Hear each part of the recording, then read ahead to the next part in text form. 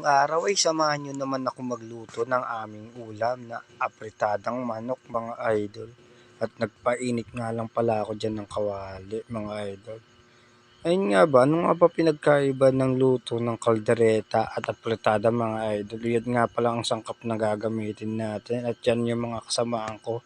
Yan ang kakain na iluluto ko mga idol. At yan may original nga palang tomato sauce, hindi ko na ipakita. At nagpainit nga lang pala ako tayo dyan ng kawali mga idol.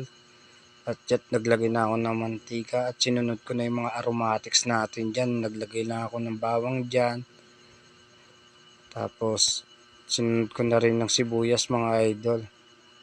Yan nga pala, ako nga pala lagi tigaluto dyan mga idol. Yun yung mga kasama ko ang kumakain mga idol.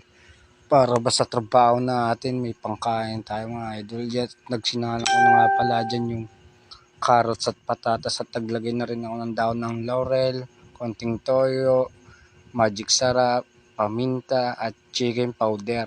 At nilagay ko na rin tomato sauce mga idol.